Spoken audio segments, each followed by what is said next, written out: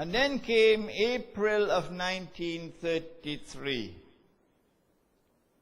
when they wanted to try out the system, trial run, to see whether it works the way they want it to work. Trial run. While we, the scholars of Islam, were sleeping or eating halwa. So guess what they did? Up to 1933, you could go to any bank in the United States with $20 US in paper, and you'll get your ounce of gold. It was redeemable.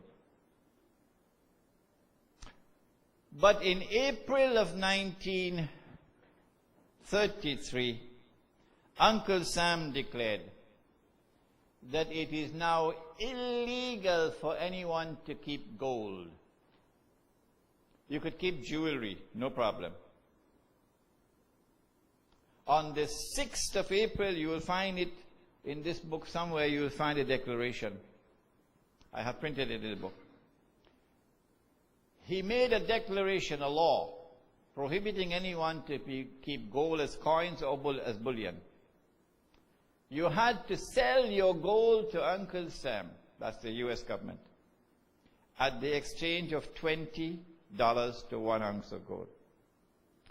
If after a certain date you were found with any gold coins or gold bullion, we jail in you for 6 months, and we could also fine you $10,000. So everybody went very quick and they sell their gold to Uncle Sam. Of course, trusting Uncle Sam, because he print on the thing, "In God we trust." After Uncle Sam had exchanged all the gold for paper, then Uncle Sam removed the ban on gold. But before he removed the ban on gold, he changed the price of gold. Meaning, he changed the value of the paper. He now made it $35 to 1 ounce of gold. And he said, "You better buy back your gold quick before I change it again." And so the American people woke up to the horror that their own government had ripped them off by almost half of their wealth.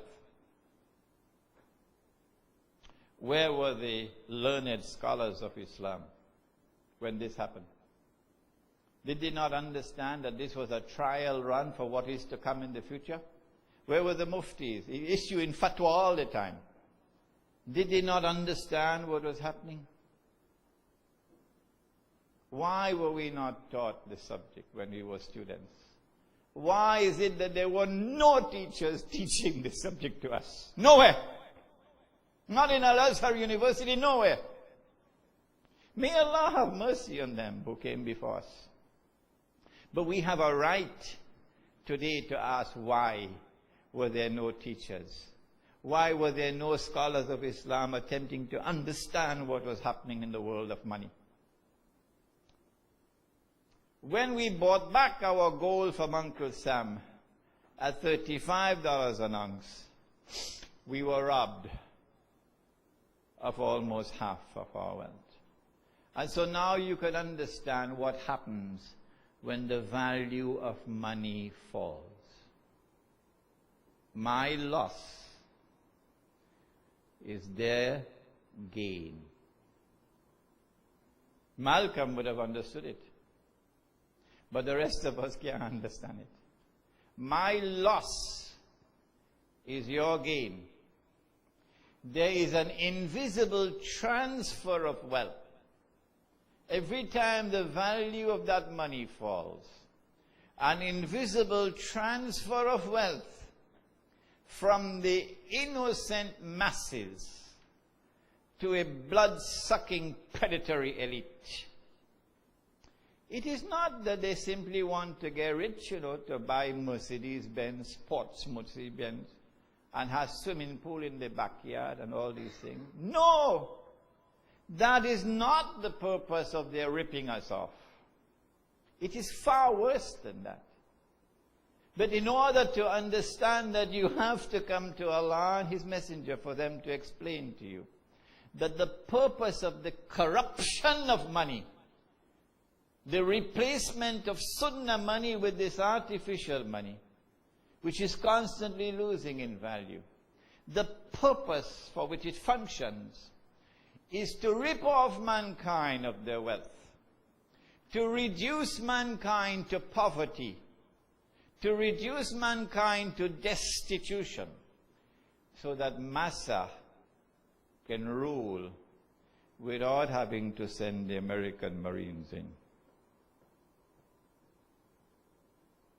He rules you now through systems, not through armies anymore.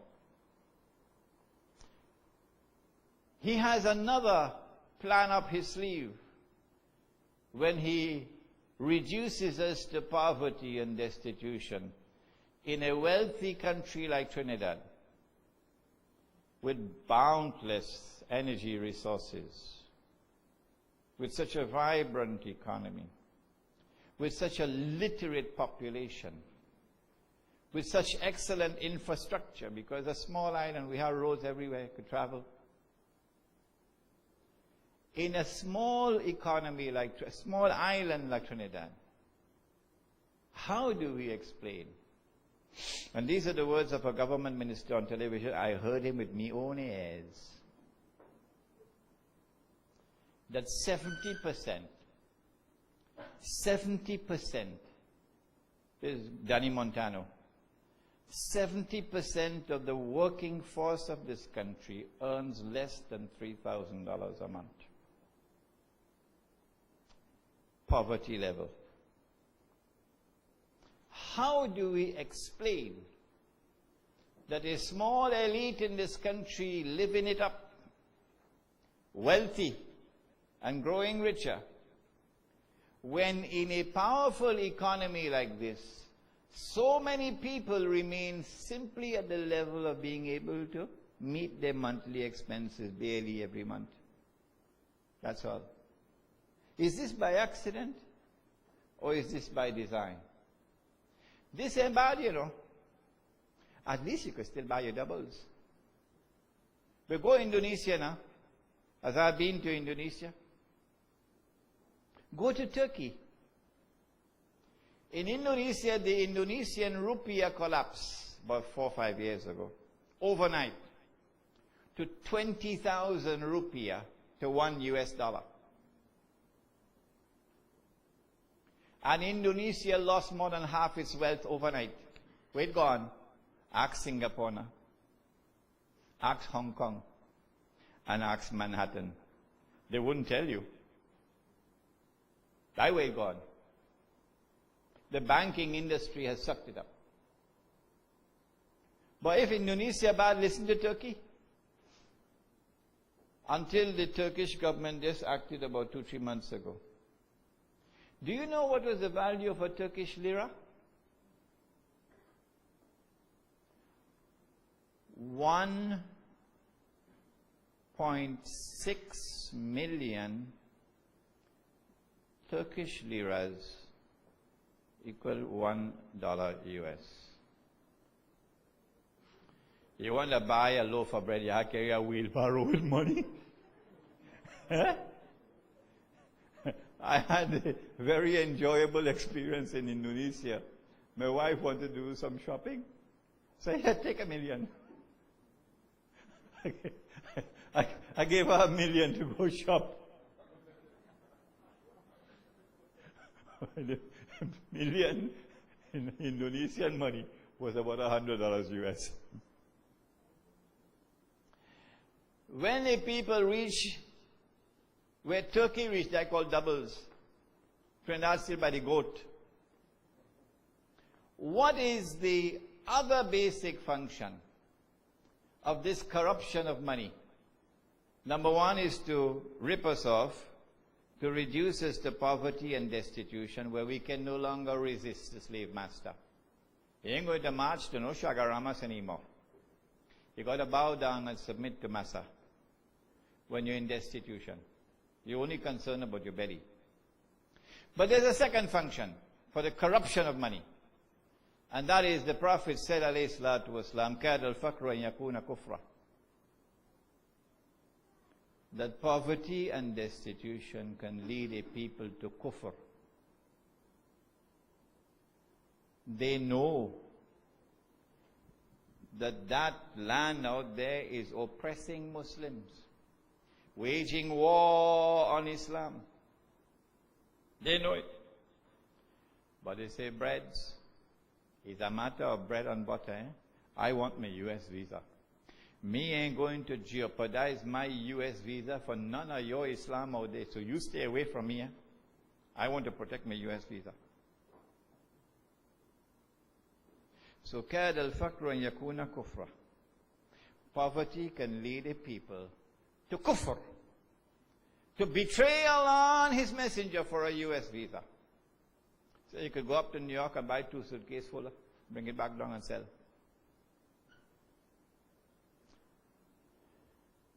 This is the grand design of those who are in control of the world today and who have taken money, the Gog and Magog world order, and have corrupted it.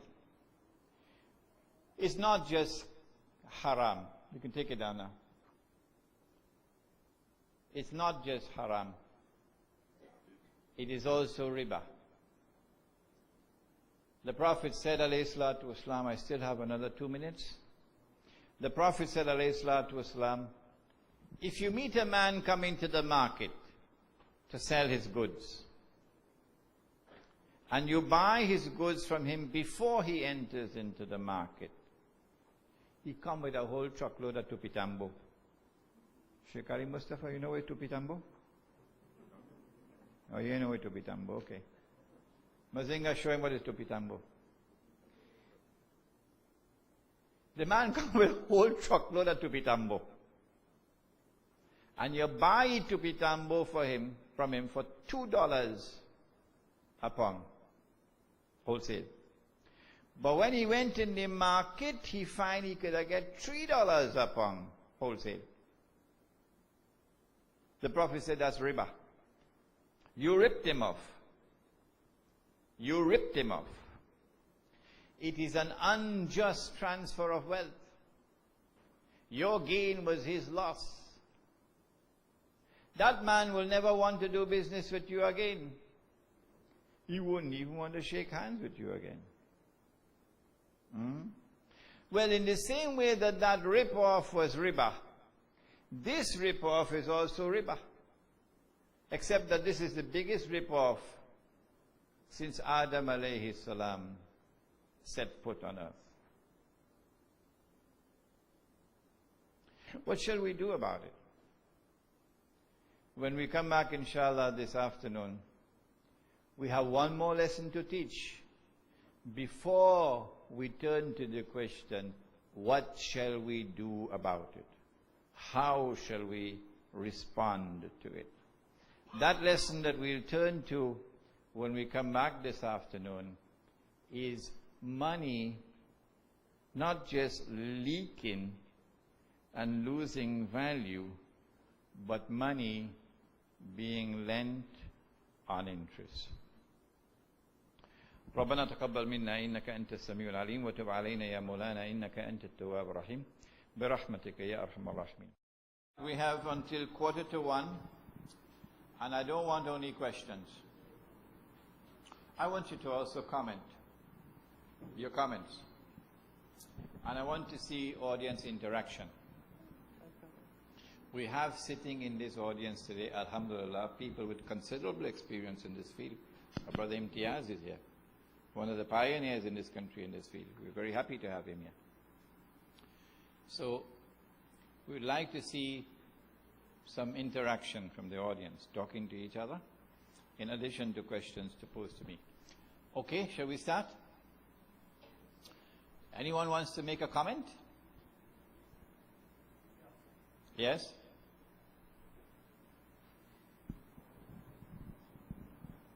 That's Fai's voice. Yes.